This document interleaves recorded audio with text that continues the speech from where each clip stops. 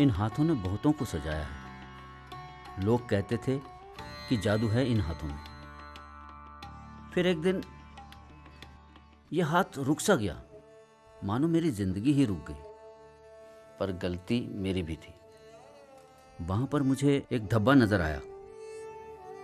पहले हमने ध्यान ही नहीं दिया, बस उसको छुपाने लगा, पर उंगलियों में कमजोरी सी आने लगी। तब हम डॉक्टर के पास गए। ये छुपाने वाली बात नहीं, ये डॉक्टर को दिखाने वाली बात है। शरीर पर सुन्न दाग पाएं तो डॉक्टर को ज़रूर दिखाएं। ये कुष्ठ के लक्षण हो सकते हैं, लेकिन घबराइए नहीं, कुष्ठ का पूरा इलाज हो जाता है। खुद का निरीक्षण करें, लक्षण पहचानें और कुष्ठ मिटाएं। आज मेरे हाथ फिर से लोगों को सजाने में लगे।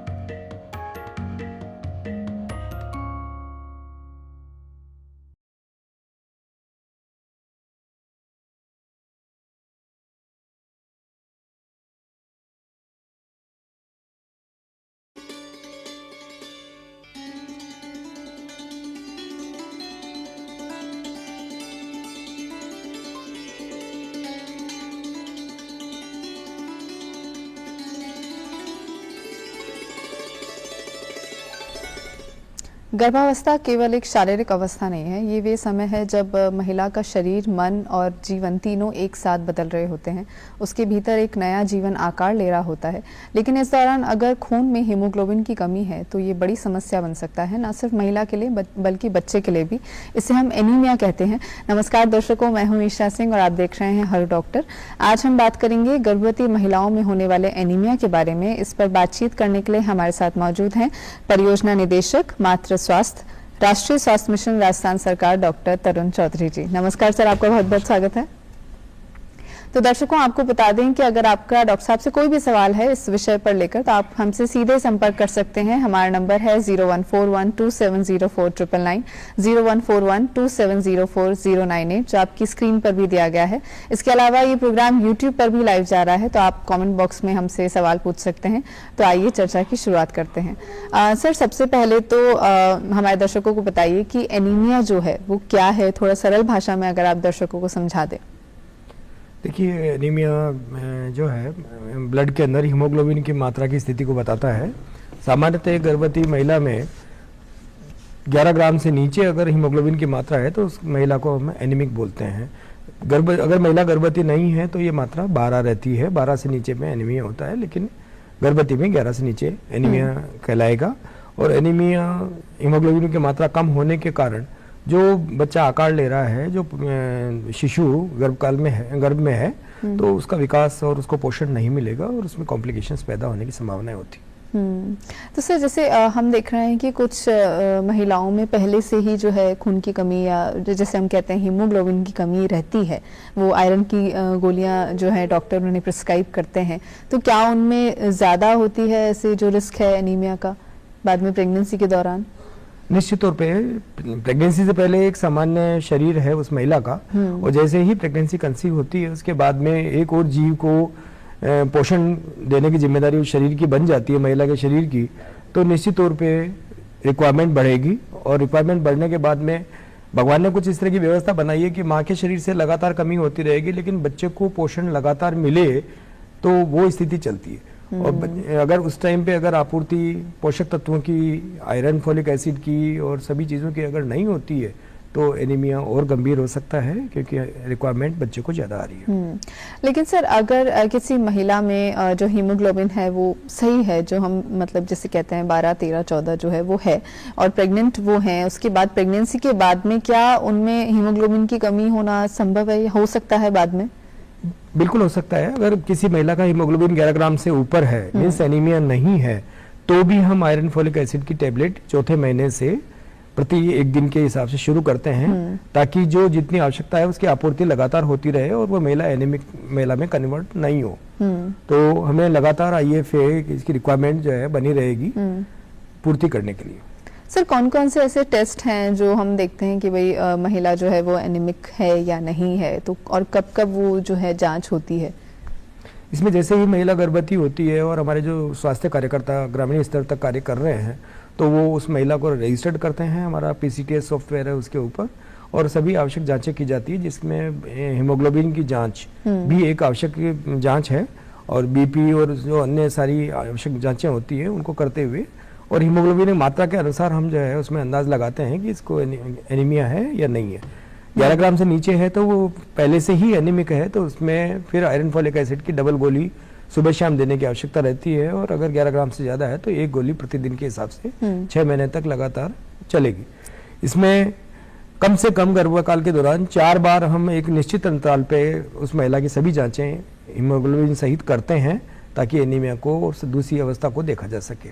मतलब सिर्फ जांच जो है वो एक बार नहीं होती है, बार बार हम जो प्रेगनेंसी के दौरान अलग अलग ट्राइमेस्टर में करते रहते हैं। हाँ जी, ताकि हीमोग्लोबिन की जो है वो कमी ना हो। सर, हम अक्सर देखते हैं कि जो प्रेगनेंसी के दौरान कई तरह के बदलाव जो हैं वो शरीर में होते हैं, मेंटली भी होते हैं, इसके साथ साथ फिजिकली तो होते ही हैं। तो जो कई बार महिलाओं को लगता है कि मैं तो ये नॉर्मल जो कमजोरी है, लेकिन हो सकता है वो एनीमिया से हो कमजोरी, तो उसके बारे में सर बताइए कि क्या डिफरेंस होता है, हमें कब डॉक्टर के पास जाना चाहिए? बिल्कुल सही सवाल पूछा आपने। महिलाओं की एक अपने आप में टेंडेंसी होती है कि गर्भकाल अगर जैसे ही उन्होंने स्वीकार किया है और प्रेगनेंसी शुरू हो गई है तो वो मानते हैं कुछ बदलाव आएंगे, कमजोरी भी आएगी, इस तरह की चीज़ें होती है। ये आना एक सामान्य बात है, लेकिन अगर हमारा सांस फूल रहा है, काम करने में दिक्कत हो रही है, हमारे को थकान महसूस होती है, चिड़चिड़ापन आ रहा है, आपकी फॉरगेटफुलनेस, आपको मतलब चीज़ें याद नहीं रह रही हैं, तो निश्चित तौर पे आपको ये मानना चाहिए कि मुझे जांच कराने की आवश्यकता है और एनीमिया के लक्षण हो सकते हैं। और गर्भकाल में एनीमिया होना बहुत बहुत ज़्यादा कॉमन है। ऑलमोस्ट हर दूसरी महिला अपने गर्भकाल के दौरान जो है एनीमिक सामान्य स्थिति में भी होती है, तो हमें पहले से ही सावधानी बरतनी चाहिए ताकि महिला का शरीर सही रहे और होने वाला जो शिशु है उसका स्वास्थ्य भी बेहतरीन हो, उसका वजन 2.5 किलो से ज़्यादा हो, उसकी लॉन्गिटिविटी भी बहुत अच्छी होने की संभावना होती है। तो एनीमिया अपने आप में बहुत बड़ा रोल प्ले करता है प्रेगनेंसी के दौरान। सर, जैसे हम देखते हैं कि एनीमिया अगर एनीमिक है प्रेग्नेंट वुमेन, तो सिर्फ उन्हीं के लिए नहीं बच्चे के लिए भी खतरा बन सकता है, तो ये किस तरह से हो सकता है सर, बताइए थोड़ा सा। बिल्कुल, अगर कोई एनीमिक मदर का बच्चा है और वो डिलीवर हो रहा है, उसमें हीमोग्लोबिन की मात्रा की कमी रही है जी, तो आने वाले समय में उसका जो प्रारंभिक विकास है उसमें भी फर्क रहेगा, उसके आईक्यू के अंदर भी फर्क रहेगा, वो चीज़ों को रिटेन नहीं कर पाएगा। स्कूल में भी हम देखते हैं तो इस तरह के एनीमिया वाले जो बच्चे होते हैं तो उनकी मेमोरी भी काफ़ी इफेक्ट रहती है। और एक तरह से देखो तो हीमोग्लोबिन मीन्स आयरन हमारी बॉडी के लिए बहुत महत्वपूर्ण तत्व है, और जो हीमोग्लोबिन में पाया जाता है इसके बिना निश्चित तौर पे बहुत बदलाव आता है। सर, मैं ये जानना चाह रही थी कि जैसे अगर किसी को एनीमिया है तो हम कहते हैं कि ये एक लंबे समय तक चलने वाली बीमारी है, या फिर एक तय समय तक है कि भाई अगर आपका 11 से नीचे हो गया हीमोग्लोबिन तो एनीमिया है, या फिर कहते हैं कि ये व्यक्ति तो एनीमिक है, तो ये क्या लंबे समय तक चलती है ये वाली बीमारी? या फिर देखिए, ये इनपुट आउटकम पे डिपेंड करता है। मीन्स हमारा कुछ सेल्स टूटती हैं और ये लगातार लॉस भी होता रहता है पर डे के हिसाब से, तो हमारा पर डे के हिसाब से डाइट के अंदर इसका रिक्वायरमेंट भी जरूरी है।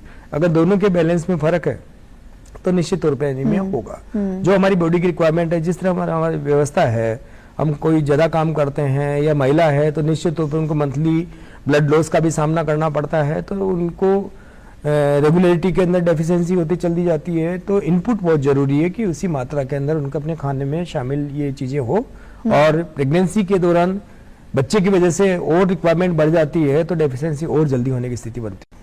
सर, हम देखते हैं कि जैसे आयरन ही नहीं, इसके अलावा कई तरह की जो विटामिन B12 हुआ, विटामिन D हुआ, तो कई तरह की जो डेफिशिएंसी है वो न सिर्फ महिलाओं में, पुरुषों में भी, जो एक तरह से हम कह सकते हैं पूरी जनरेशन में ये डेफिशिएंसी देखने को मिल रही है अगर हम मेडिकल रिपोर्ट्स देखें तो सबकी। तो क्या सर, क्या बदलाव आया है अगर आप देखें, या आपने नोट किया होगा कि भाई पिछले 10 साल पहले जो है ये कमी नहीं होती थी इतनी ज्यादा, या एनीमिया के केसेस जो हैं वो इतने ज्यादा नहीं देखने को मिलते थे, तो क्या ऐसा हुआ है? देखिए, आप बिल्कुल सही कह रहे हैं। एनीमिया की एक डेफिनेशन अगर हम बात करते हैं तो सिर्फ आयरन से जोड़ के नहीं देख सकते। बिल्कुल, आयरन डेफिशिएंसी एनीमिया लगभग मैक्सिमम कारण है कि 70-80% जो एनीमिया होता है इस वजह से होता है, लेकिन ये प्रोटीन की डेफिशिएंसी से भी एनीमिया हो सकता है, क्योंकि हीमोग्लोबिन हीम मीन्स आयरन और ग्लोबिन मींस प्रोटीन। इन दो से मिलके बनता है। अगर ग्लोबिन की डेफिशिएंसी है तो भी आपको एनीमिया का सामना करना पड़ेगा। इसके अलावा भी मेगालोब्लास्टिक एनीमिया है, सिकल सेल एनीमिया है, मलेरिया के टाइम पे ब्लड सेल्स टूटती हैं तो उसके टाइम पे भी एनीमिया की चांसेस और बढ़ जाते हैं। तो जो रेयर एनीमिया है उनके ऊपर सीधी बात ना करके मेजर जो एनीमिया गर्भकाल के दौरान आयरन डेफिशिएंसी है उसको हम सीधा कोशिश करते हैं। और ये लंबे समय से चलने वाली स्थिति है जो कि हम ये नहीं कह सकते कि आज बढ़ गया है, निश्चित रूप से बढ़ा है, लेकिन पहले पहचान कम होती थी, इतनी अवेयरनेस नहीं थी और हमारी डाइटरी हैबिट्स भी बहुत बदल चुकी हैं जिसकी वजह से एनीमिया का सामना करना पड़ता है। जैसे हमारे चाय कॉफी बहुत ज्यादा बढ़ चुके हैं, हमारे प्रोसेस्ड फूड जो है डाइट के अंदर काफी इन्वॉल्व हो चुके हैं, जो आप आयरन का इंटेक लेते रहेंगे लेकिन उसका एब्जॉर्प्शन ब्लॉक कर देगा। अच्छा। तो आपको बॉडी को मिलेगा ही नहीं। ओके। तो हमारी डाइटरी हैबिट्स अपने आप में काफी रोल प्ले करती है। बिल्कुल। दर्शकों, अगर आपका इस विषय से संबंधित कोई भी सवाल है तो आप डॉक्टर साहब से पूछ सकते हैं। जो नंबर है वो आपकी स्क्रीन पर दिया गया है। सर, आप कह रहे थे कि जो डाइट बहुत बड़ा रोल प्ले करती है, तो अगर किसी को आयरन की डेफिशिएंसी है या फिर हीमोग्लोबिन कम है तो वो सप्लीमेंट्स लेते हैं, तो क्या सप्लीमेंट्स लेना बेनिफिशियल होता है या फिर नहीं लेना चाहिए, या उसके साइड इफेक्ट्स होते हैं या कुछ थोड़ा सा? बिल्कुल, सप्लीमेंट्स हमें एक बार को डेफिशिएंसी को कवर अप करने के लिए लेने बहुत जरूरी हैं, जो मेडिकल सप्लीमेंट्स हैं। और उसके बाद में हमारी डाइट अपने आप में इस तरह की हो कि उसके अंदर आयरन कंटेंट भी हो। जो हमारे फूड ग्रेन्स हैं जिसमें मिलेट्स स्पेशली हमारे राजस्थान के अंदर तो ये काफ़ी अवेलेबिलिटी में होते हैं, इनमें आयरन और कैल्शियम की अच्छी स्थिति होती है।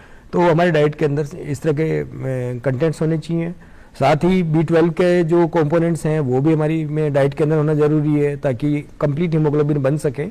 तो डाइटरी बैलेंस एंड हमारी रिक्वायरमेंट दोनों को साथ में लेकर के हमारी डाइट सेट होनी चाहिए। सर, आपने बताया जैसे प्रोसेस्ड फूड जो है वो हम मान लीजिए हम आयरन इंटेक ले तो रहे हैं लेकिन वो ब्लॉक कर देता है, हमारी जो बॉडी है वो अब्जॉर्ब नहीं कर पाती है। तो वो थोड़ा सा बताइए सर, कितना ज़रूरी है जंक फूड से दूर रहना, प्रोसेस्ड फूड से दूर रहना, स्पेशली अगर प्रेगनेंसी के दौरान महिला है तो? बिल्कुल, एक्चुअली आयरन एक मेटल है, आप जान रहे हो, और उसके अंदर साथ में जैसे कैल्शियम भी प्रेगनेंसी में बहुत जरूरी होता है बच्चे की बोन्स के ग्रोथ के लिए। तो कैल्शियम और आयरन दोनों ही सप्लीमेंट के रूप में अपने को देने की आवश्यकता होती है। तो इन दोनों टेबलेट्स के अंदर 2 घंटे का कम से कम गैप होना जरूरी है, अन्यथा ये दोनों ही कैल्शियम और आयरन आपस में चिलेटिंग हो जाती है, इनके अंदर एक कॉम्प्लेक्स बन जाता है। तो ना तो आयरन मिलेगा बॉडी को, ना ही कैल्शियम मिलेगा।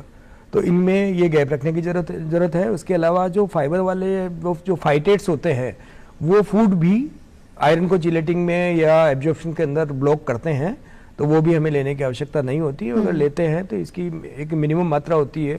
साथ ही जो चाय कॉफ़ी में टेनिन वगैरह होता है, कैफीन होता है, ये भी इनके एब्जॉर्प्शन में रुकाव करता है।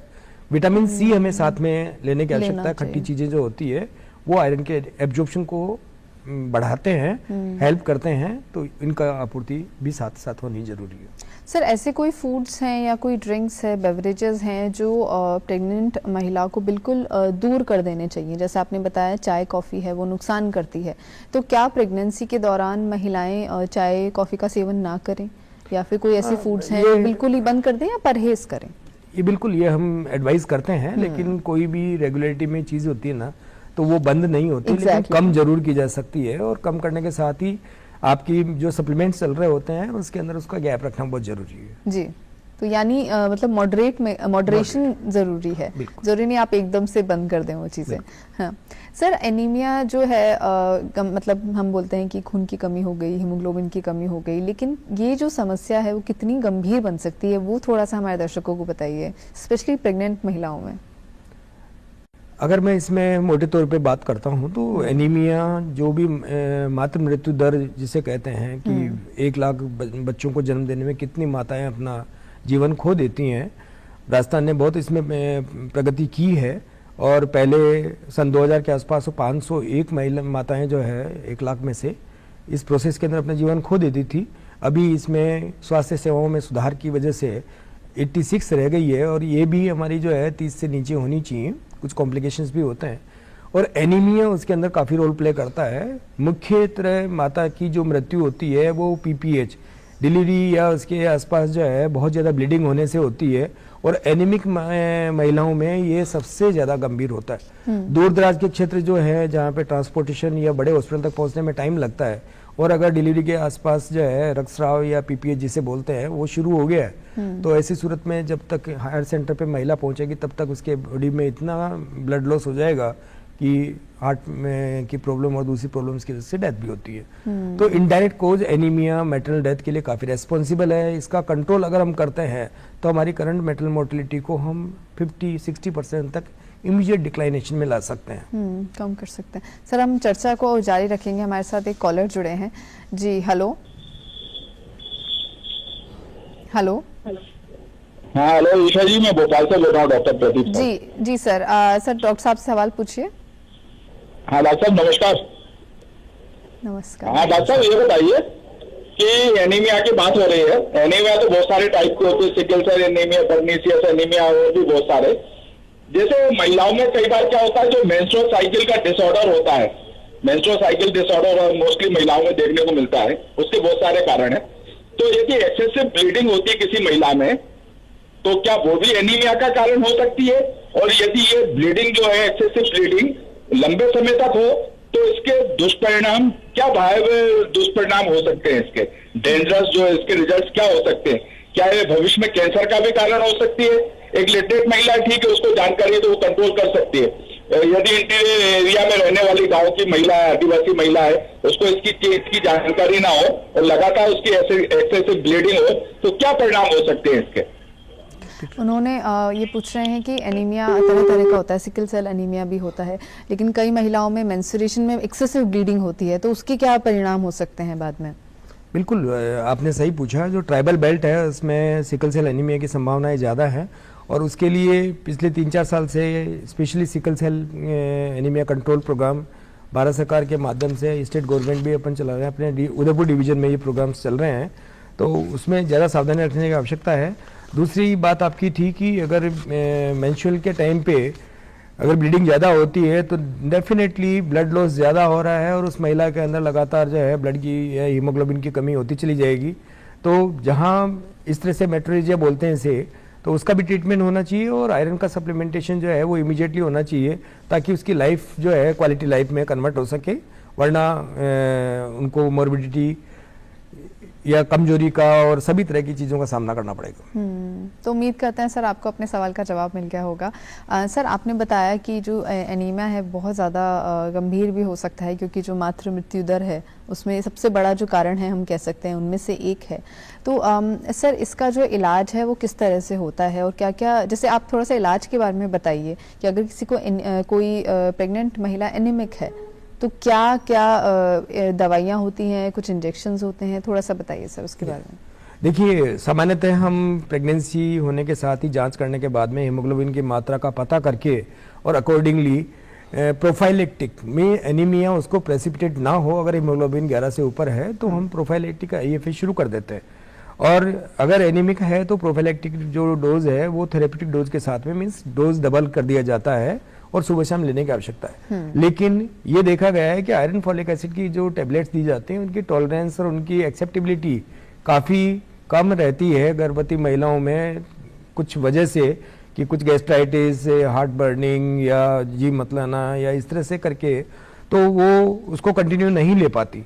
ऐसी सूरत में अभी ये करीबन 2 साल पहले, 1.5 साल पहले भारत सरकार की स्टडी, राजस्थान गवर्नमेंट ने स्टडी करी और उसमें पता लगा कि एक FCM फेरिक कार्बोक्सीमोल्टेज इन्फ्यूजन जो IV लाइन में लगता है तो वो काफ़ी प्रभावी है और एक ही इन्फ्यूजन के बाद में 4 से 5 ग्राम हीमोग्लोबिन भी देखने को बढ़ने को मिला है। तो राजस्थान ने इसके अंदर लीड लेते हुए कंट्री में पहली बार FCM का इन्फ्यूजन वो शुरू किया है और 1 दिसंबर से ये प्रोग्राम स्टेट गवर्नमेंट ने, माननीय मुख्यमंत्री महोदय ने 15 तारीख को घोषणा करते हुए कि हम इसको इंटेंसिव मैनर में चलाएं ताकि एनीमिया को हम कवर अप कर सकें। तो अभी 1 लाख गर्भवती महिलाओं को हमने लगा दिया है और ये करीबन 5 से 6 लाख महिलाएं हमारे पास में लाइन लिस्टेड है और उनको हम लगातार ये सेवा देने के बाद में वापस से उनके HB का 1 महीने के बाद में टेस्टिंग करेंगे और जैसे टेस्टिंग करेंगे तो उनका बढ़ोतरी का पता लगेगा और कुछ केसेस के अंदर अगर नहीं बढ़ा है तो निश्चित तौर पे उसमें आयरन डेफिशिएंसी एनीमिया के अलावा कोई एनीमिया है जिसको भी हम वर्कआउट करते हुए और उसके अकॉर्डिंग ट्रीटमेंट करेंगे। तो सर ये जो इंजेक्शन है, जैसे आपने बताया FCM इंजेक्शन, ये कहाँ कहाँ उपलब्ध है? क्या सिर्फ सरकारी अस्पतालों में ही है? उपलब्ध? ये FCM इंजेक्शन सरकार की तरफ से सरकारी अस्पतालों में बिल्कुल निःशुल्क लगाया जा रहा है और ये ग्रामीण क्षेत्र पे जो हमारे प्राथमिक स्वास्थ्य केंद्र हैं वहां से लेकर के उच्चतर स्तर के जितने भी हॉस्पिटल हैं सभी जगह अवेलेबल है। क्योंकि ये डॉक्टर की देखरेख में लगाया जाता है, इसका कोई साइड इफेक्ट नहीं है, लेकिन कोई भी मेडिसिन साइड इफेक्ट कर सकती है ये डॉक्टर्स का हमेशा मानना होता है। तो हम FCM इंजेक्शन लगाने, इन्फ्यूजन लगाने के बाद में आधा घंटा तक महिला को वहीं पे रोकते हैं, देखते हैं और सभी चीजें ठीक होने के बाद में उनको घर पे भेजते हैं और 1 महीने बाद में फॉलोअप के लिए हम बुलाते हैं। तो यानी अगर सर हम दवाई नहीं ले रहे हैं तो हम इंजेक्शन भी लगवा सकते हैं? यस, FCM इंजेक्शन लगने के बाद में एक बार को जो शरीर में पूर्ति है वो बराबर होने की संभावना रहती है और 90 दिन तक हम आयरन फॉलिक एसिड की टेबलेट को रोक लेते हैं, वरना वो डोज की डबलिंग हो जाएगी। तो 90 डेज तक IFA रोक दिया जाता है और उसके बाद में फिर से हम अगर जांच करते हैं और इमीडिएट रिक्वायरमेंट को पूरा करने के लिए FCM लगाया जा सकता है, लेकिन ये अधिकतम एक प्रेगनेंसी में 1500 मिलीग्राम तक रिकमेंडेड है। तो एक वाइल में 500 मिलीग्राम होता है, 3 वाइल तक एक प्रेगनेंसी में लगाया जा सकता है। देन उसके बाद में रिक्वायरमेंट है तो IFA के साथ में सपोर्ट करने की आवश्यकता रहेगी। सर अगर इंजेक्शन लगा दिया फिर भी अगर कम नहीं हुआ, क्योंकि कुछ केसेस में एक्सेसिव एनीमिया होता है, तो उनमें क्या किया जाता है? एनीमिया अगर आयरन डेफिशिएंसी से है तो 100% इससे कवर अप हो रहा है। जिन महिलाओं के 5 ग्राम हीमोग्लोबिन है और आयरन डेफिशिएंसी से है तो FCM लगाने के बाद में उनका 10 ग्राम तक भी आ रहा है, 11 ग्राम तक भी आ रहा है। और ये इतने एनकरेजिंग रिजल्ट्स हैं जिनको देख करके हम ये सीख ले पा रहे हैं, डिपार्टमेंट ये देख रहे हैं कि क्या हम एनीमिया को इतना बेहतरीन तरीके से कवर अप कर सकते हैं, जो कि अपने आप में बहुत मुख्य समस्या है। तो हम इसको एक कंटिन्यूस अपने आप में प्रोग्राम का पार्ट बनाते हुए लंबे टाइम तक अगर हम देखते हैं तो मातृ मृत्यु दर में और शिशु में दोनों में ही मृत्यु दर में हम काफी कमी ला सकते हैं। हमारी जो माताएं बहनें हैं उनका स्वास्थ्य, उनका जीवन काफी बेहतर हो सकता है आयरन डेफिशिएंसी को कवर अप करने के बाद। सर ये तो आपने बताया कि किस तरह से हम इलाज जो है वो करते हैं उनका, एनीमिक जो महिलाएं हैं, लेकिन एज अ डॉक्टर या हॉस्पिटल्स को कौन कौन से जो मेडिकल स्टाफ है उनको कौन कौन सी चुनौतियां आती हैं जब इस तरह की जो एनीमिक महिलाएं हैं वो उनके पास आती हैं इलाज के लिए? देखिए, एनीमिक महिलाएं सीधे तौर पे कई बार चल के नहीं आती हैं। उनको लगता है कि हमारे तो वैसे प्रेगनेंसी है तो कमजोरी तो है, यानी हम कह सकते हैं जागरूकता की बहुत ज्यादा। हाँ, जागरूकता कह सकते हैं डिपार्टमेंट के लोग लगातार उनको बताते हैं, लेकिन हमने क्या है कि एक हीमोग्लोबिन की जांच नहीं करनी है, हमें ब्लड प्रेशर की भी जांच करनी होती है प्रेगनेंसी में। हाँ, प्रेगनेंसी में ब्लड प्रेशर बढ़ जाता है, संभावनाएं होती है कुछ महिलाओं में, ऐठन आना जिसको ताण बोलते हैं वो आना भी शुरू हो जाता है। तो हमारे मैटरनल हेल्थ के अंदर बिल्कुल पीरियडिक मैनर में चेकअप के लिए आना जरूरी ही है, ताकि कंप्लीट स्क्रीनिंग, क्योंकि लगातार आपकी बॉडी में बदलाव आ रहा है और किसी भी वक्त कोई नई कंडीशन आपके बॉडी में डेवलप हो सकती है। तो हमारा मिनिमम 4 चेकअप है और अगर आवश्यकता लगती है तो ये चेकअप ज्यादा भी होते हैं और USG के थ्रू देखें और इसमें ब्लड जो हमारे लैब है उसके थ्रू, CBC के थ्रू देखें, ब्लड प्रेशर देखें, हीमोग्लोबिन देखें, तो ये मिनिमम यूरिन की जांच और ये सारी चीजें हमारी पैरेलल चलती रहती है। तो कोई भी अगर डेविएशन है तो हम उस महिला को विशेष महिला मानते हुए, हाई रिस्क प्रेगनेंसी मानते हुए और उसके फॉलोअप्स हम बढ़ा देते हैं, ताकि वो मेडिकल सेटअप के टच में रहेगी तो इंटरवेंशन बड़े आसानी से, इलाज बड़े आसानी से होने की संभावनाएं बन जाती है। सर आपने बताया कि कई तरह की जांचें होती हैं, ना सिर्फ आयरन की, हीमोग्लोबिन और BP भी हम नापते हैं। तो हम देखते हैं कि कई बार जो ग्रामीण क्षेत्र की अगर मैं बात करूं तो वहां पर जो महिलाएं हैं जांच कराने नियमित तौर पर नहीं जा पाती हैं या नहीं जाती हैं, कतराती हैं वहां जाने से। तो ये थोड़ा सा बताइए कि सर क्या क्या दिक्कतें हो सकती हैं, ऐसा क्यों नहीं? देखिए, हमारे जो स्वास्थ्य कार्यकर्ता ग्रामीण स्तर तक हैं, जो गांव में ही जो हमारा आंगनवाड़ी सेंटर है, तो महीने में एक बार जो ANM है वो आंगनवाड़ी सेंटर पे पूरे साधन सुविधा के साथ में जाती है और वहीं पे ही जांच करती है। और वो जांच के अंदर जो परिणाम आते हैं तो कुछ केसेस को वो डॉक्टर के लेवल तक भी पहुंचाती है। और अब डॉक्टर के यहाँ पे हमारे जो हॉस्पिटल्स हैं उनमें 9, 18, 27 3 दिन हमने ऐसे तय किए हुए हैं जहाँ पे सिर्फ गर्भवती महिलाएं ही सबसे अधिकतम मात्रा में आती है।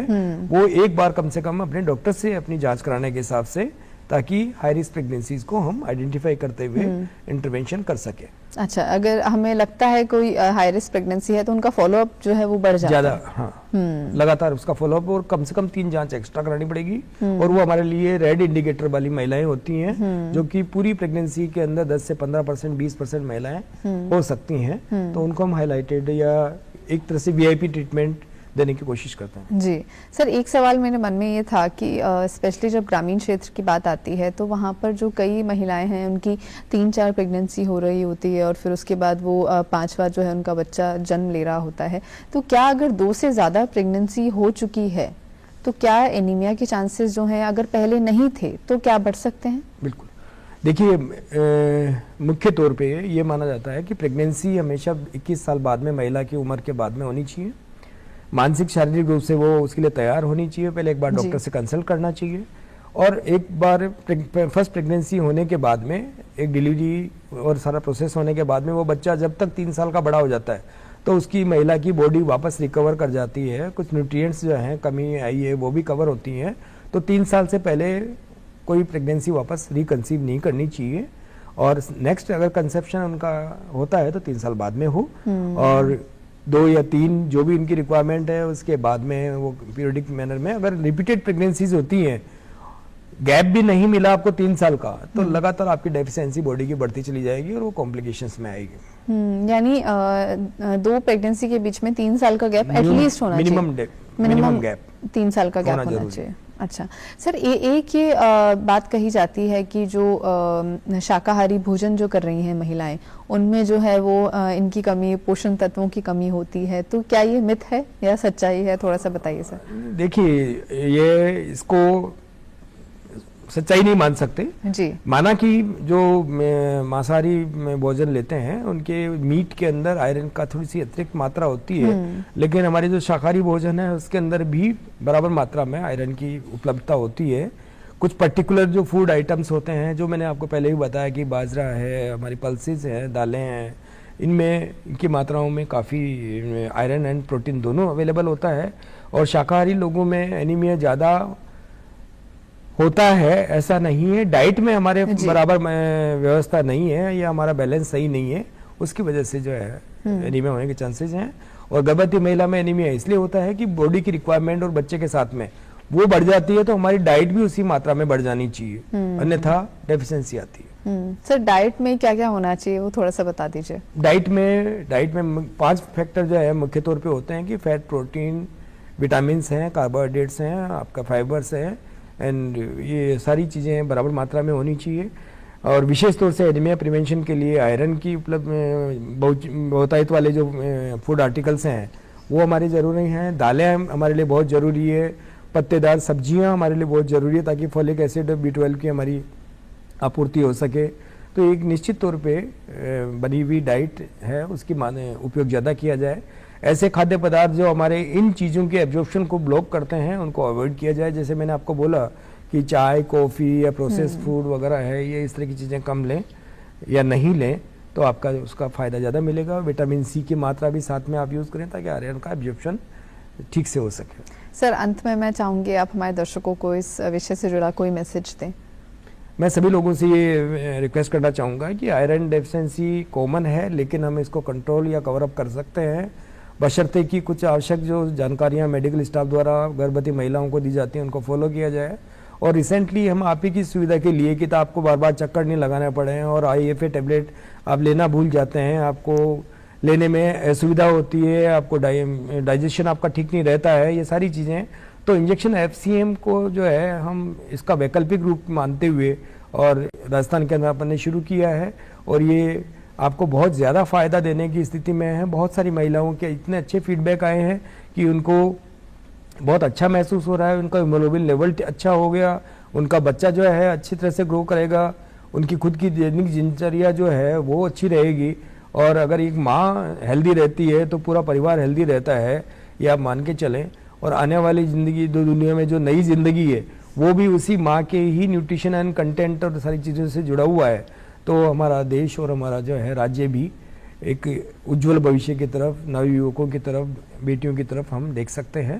तो मेरा यही निवेदन है कि आप FCM को अधिक से अधिक अपनाएं और इसको आपके लिए इसके फ़ायदे उठाएं और मेडिकल डिपार्टमेंट की जो आपको डायरेक्शंस या जो भी आपको हिदायतें दी जाती है उनको आप बेहतरीन तरीके से पालना करें। तो दर्शकों, आज हमने जाना कि जो एनीमिया है वो प्रेग्नेंट महिलाओं में एक गंभीर समस्या है, तो समय पर जांच कराइए। जितना भी हो सके अपनी डाइट पर ज़्यादा फोकस करिए। जैसे सर ने बताया कि दाल और पत्तेदार जो सब्जियां हैं वो अपने डाइट में शामिल करें। जितना हो सके न्यूट्रिशन आप लें, बिकॉज जो महिलाएं हैं अगर वही न्यूट्रिशन नहीं लेंगी तो बच्चे तक कैसे पहुँचेगा। तो मैं उम्मीद करती हूँ आपको हमारा कार्यक्रम पसंद आया होगा। डॉक्टर साहब का धन्यवाद जिन्होंने इस गंभीर विषय को बहुत ही सरलता से हमें समझाया। तो खुश रहिए, स्वस्थ रहिए, धन्यवाद। Thank you.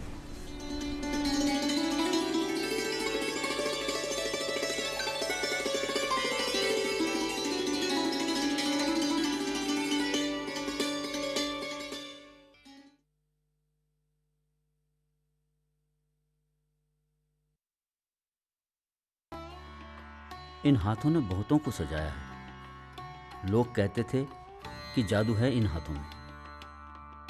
फिर एक दिन ये हाथ रुक सा गया, मानो मेरी जिंदगी ही रुक गई। पर गलती मेरी भी थी। वहां पर मुझे एक धब्बा नजर आया। पहले हमने ध्यान ही नहीं दिया, बस उसको छुपाने लगा। पर उंगलियों में कमजोरी सी आने लगी। तब हम डॉक्टर के पास गए। ये छुपाने वाली बात नहीं, ये डॉक्टर को दिखाने वाली बात है। शरीर पर सुन्न दाग पाएं तो डॉक्टर को ज़रूर दिखाएं। ये कुष्ठ के लक्षण हो सकते हैं, लेकिन घबराइए नहीं, कुष्ठ का पूरा इलाज हो जाता है। खुद का निरीक्षण करें, लक्षण पहचानें और कुष्ठ मिटाएं। आज मेरे हाथ फिर से लोगों को सजाने में लगे।